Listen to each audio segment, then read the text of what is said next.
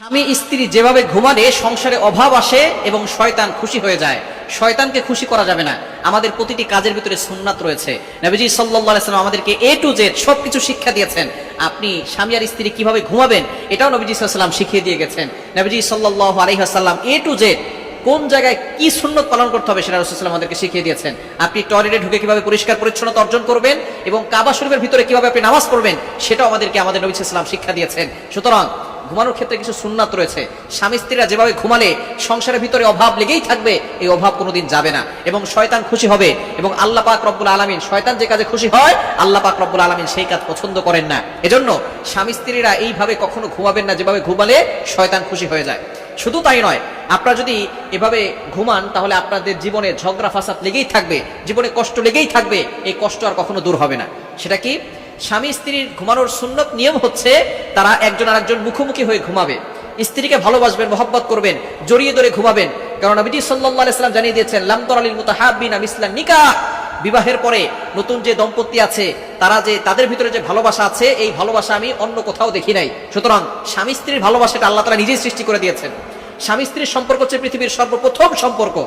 আদম আলাইহিস সালামকে আল্লাহ তাআলা সর্বপ্রথম সৃষ্টি করেছেন, এরপরে হাওয়া আলাইহিস সালামকে, দুইজন স্বামী স্ত্রীর সম্পর্ক হয়েছে। এরা হচ্ছে পৃথিবীর সর্বপ্রথম সম্পর্কের নাম হচ্ছে স্বামী স্ত্রী।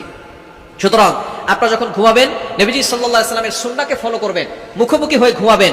তবে যেভাবে ঘুমালে সংসারে অভাব লেগেই থাকবে, ঝগড়া ফাসাদ লেগেই থাকবে এবং কোনো সময় কষ্ট দূর হবে না, শয়তান খুশি হবে, সেটা হচ্ছে দুইজন দুই দিক হয়ে ঘুমানো।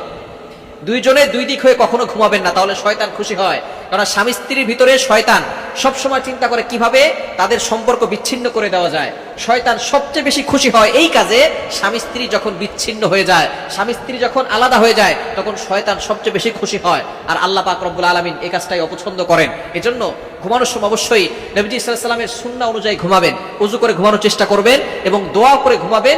এরপরে স্বামী স্ত্রী একে অপরজন মুখোমুখি হয়ে ঘুমাবেন, জড়িয়ে ধরে ঘুমাবেন, তাহলে আরো বেশি ভালো হবে। স্বামী স্ত্রীর ভিতরে আল্লাহ পাক রব্বুল আলামিন মহব্বত তৈরি করে দিবেন, ভালোবাসা সৃষ্টি করে দিবেন। স্বামী স্ত্রী বর্তমানে প্রত্যেকটা সংসারে অভাব লেগেই আছে, স্বামী স্ত্রীর ভিতরে ঝগড়া যায় না। আপনারা দুইজন একজন আরেকজনকে স্যাক্রিফাইস করবেন। স্বামী রেগে গেলে স্ত্রী চুপ থাকবে, স্ত্রী রেগে গেলে স্বামী চুপ থাকবে এবং সব সময় আপনারা বন্ধুত্বের মতো থাকবেন। ঝগড়া হবে, কথা কাটাকাটি হবে, এক জায়গায় থাকলে কথা কাটাকাটি হয়, তবে চিন্তা করবেন কখনো বিছানা আলাদা করবেন না। বিছানা আলাদা করা যাবে না। ঘুমানোর সময় দুপুরে ঝগড়া লেগেছে, কিছুক্ষণ কথা বন্ধ করবেন, একটু পরে আবার ঠিক হয়ে যাবেন। তবে অবশ্যই কোনোদিন বিছানা আলাদা করবেন না, বিছানা একসাথে ঘুমাবেন। বিছানা আলাদা করলেই, দুমুখী হয়ে ঘুমালেই কিন্তু শয়তান খুশি হয়ে যাবে। আস্তে আস্তে সংসারের ভিতরে ঝগড়া লেগেই থাকবে, ফাসাদ এবং অভাব এগুলো লেগেই থাকবে।